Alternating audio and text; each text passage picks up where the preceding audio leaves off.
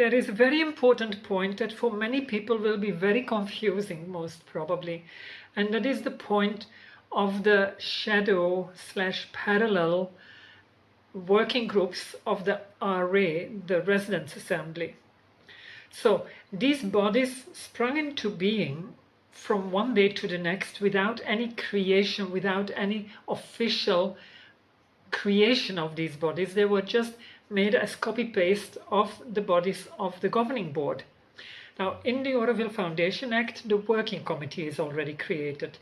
The governing board has the right to create bodies to help it with governing Auroville, and so over the years the FAMC, the Funds and Assets Management Committee, was created to oversee all of the finances and the assets of Auroville. And later the TDC, the Town Development Council, was created to move on with the building of the city here. So these bodies are bodies under the governing board and of the governing board. So they are there to help the governing board. So obviously the governing board appoints the members. Because the old governing boards were extremely lenient and let the kings and queens of Auroville just more or less do whatever they wanted. So they have officially in the TDC, there was at one point an adjustment where it was allowed for the Residents' Assembly to propose all of these members. Now that has been changed recently, and so when the governing board, the new governing board and the new secretaries started to appoint new members to these groups, which are actually their own committees and groups, then the rebellion faction, the kings and queens of Auroville, they just said, no, we don't accept these appointments. For us, they are not the real ones. We appoint the people that we want to these bodies of yours, somehow. It's ridiculous, of course. It's completely delulu, but what to do? So suddenly, the people who they had appointed became, de facto, out of nowhere, a parallel group. They created a parallel FAMC, a parallel working committee, a parallel TDC, a parallel housing group and housing board and whatever. All of these things were created out of nowhere with no procedures, nothing. Just from one day to the next, they decided, well, we want these people to be the members of these groups. Since we cannot have them on the real groups, we'll just have them as shadow groups. It's completely absurd, of course, because it's like claiming that I'm the Prime Minister of Belgium, which I'm not, and then saying, well, I still am somehow, even though I don't have any function and power. I'm not able to decide anything because I don't have the power of that function. So that's exactly what they did with their groups. They don't have any power to take any decision or implement anything, and still they claim to be the real groups. Now, in the Auroville Foundation Act, the RA, the Residents' Assembly, is spoken of very, very little. There's not even a full page. The PDF document that I have is 13 pages long. It's not very long, but it's a law. So it's not very long, and 6 pages out of the 13 are about the practical kind of things, because obviously the act was created to take Auroville out of the hands of the Sri Aurobindo Society and take it into the hands of the central government of India under the Ministry of Education.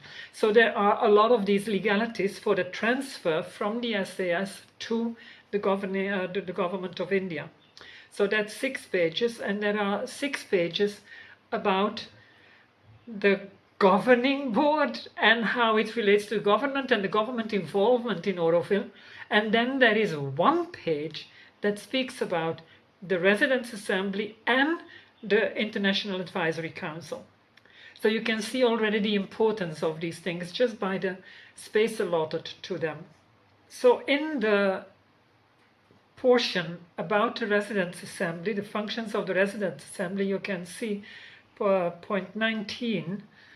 If you look at the lowest part, point 3, for the purpose of carrying off its functions, the Residents' Assembly may establish such committees as it may consider necessary, which shall represent it in relation to the function to be performed by the governing board. So already these committees are in relation to the governing board. And these committees that they now claim are created according to this point 19.3 from the Auroville Foundation Act were not at all created like that. They were just copied out of the governing board committees. So they have tried in court to enforce their committees as the only legal ones, which is of course quite difficult and absurd, because legally it's obvious they cannot prove how these committees, how these working groups came to be, and how the governing board working groups are not the real ones. So Hemant has challenged the working committee in court and said they are not the real working committee. We are the real working committee, which they lost. It's not. The court didn't agree. The judge didn't agree at all with what they said. So also, Hemant didn't want to appeal it, and now Vali has appealed it. But we can read in the verdict of the first instance loss that one of the claims they make is quite ridiculous, because it pertains to Mayal Shanti, who is, as they claim, a member of their working committee, at that moment at least. So here you can see point 64. One more thing, section 20 of the Act requires the composition of the working committee to comprise of 7 members. In this case, one of the members, by name Mayal Shanti, has been asked to leave India by the authorities. The court is unaware of the status of those proceedings and the status of the aforesaid individual to continue residing in India. So at the time that this verdict came out, Mayal was appealing the decision that he was cut his visa got cancelled, and he needed to leave India. And at that moment he was still appealing it, but by now, we're a few years later, obviously it's clear Mayal doesn't come back to India. He's been asked to leave India. He lives in France back, or in Europe, or whatever, I don't care. But so he cannot come back to stay in Auroville. So the court continues, the judge continues in point 65, assuming that his status remains under a cloud, his name would not be included in the register of residents, which it isn't, obviously. He is not in the register of residents because he is not allowed to reside in India, let alone in Auroville. So leaving the petitioner one short of the sanctioned statutory strength. In such an event, the petitioner can hardly pursue this challenge, as its own status as a working committee is in peril. So Hemant claimed, I'm speaking for the RA working committee, we are the only real working committee. The other ones are frauds and fakes, and you need to just tell the whole world that these people can't use the name working committee and should not be allowed anywhere near an office. So here the judge clearly stated, well, how can you challenge that group which was constituted according to all the legal documents and your own procedures even? How can you claim that while your own group that you claim doesn't even has a member that is not even allowed to live in India? So yeah, that whole case fell apart, and now Vali has appealed it, and that is pending. We'll see when that comes out. So okay, the TDC, the Town Development Council, was equally challenged in court, and that's a complete and utter train wreck. They have attacked 3 documents, an office order appointing members that was older, a newer office order appointing members, and the standing order that the governing board has issued, which redefines what the TDC is and how it is created. So it is a body under the governing board, and the governing board can define it any way it wants, obviously. If I create something, it's my creation. I can create it any way I like. So that was attacked by Natasha in, she went to the Madras High Court in appeal, then to the Supreme Court. It all fell apart, everything.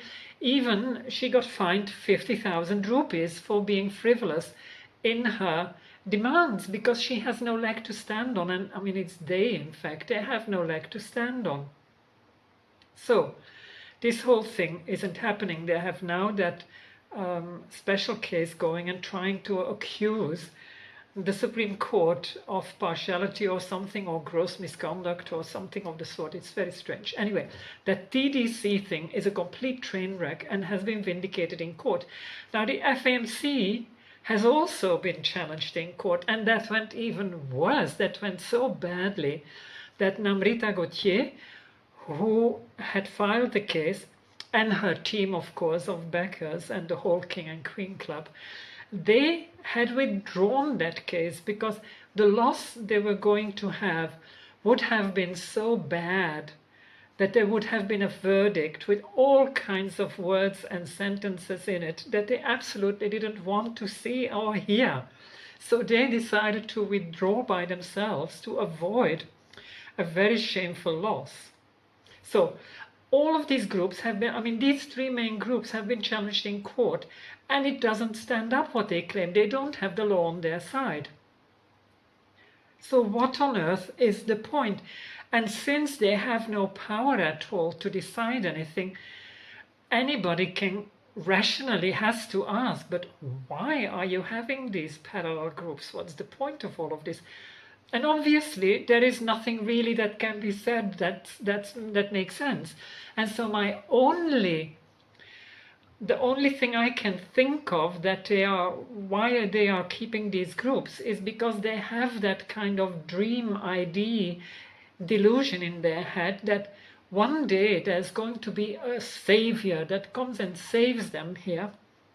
There's going to be some kind of a judge or a minister or a God knows what, someone in high power who will come and say, Auroville, this has been a very bad experience.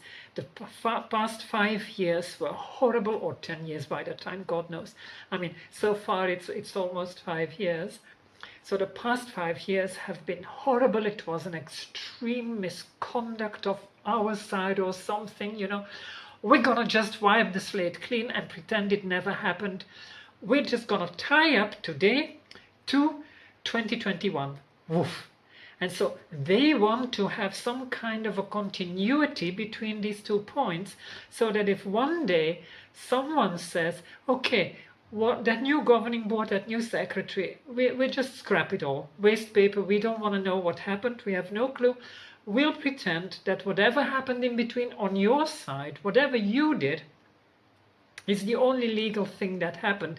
We acknowledge everything that happened, and so all of your members are now the official members, and all of your decisions are the official decisions, and they need to be implemented. That's the only reason I can come up with for them to do this, because it's completely meaningless and totally insane otherwise. So to have some kind of a continuity with 2021, which I'm really sorry to say, that whole pipe dream of that big savior that's going to come and vindicate, and it's never going to happen, obviously. It's in a different dimension, that all that kind of stuff. So what is going on is that legally it has been proven in court over and over and over again that the governing board working groups, the foundation working groups, are the only legal groups. They have the legal right to decide and implement these things, and we are building Mother Auroville and Mother City. Jai Ma, Jai Hind.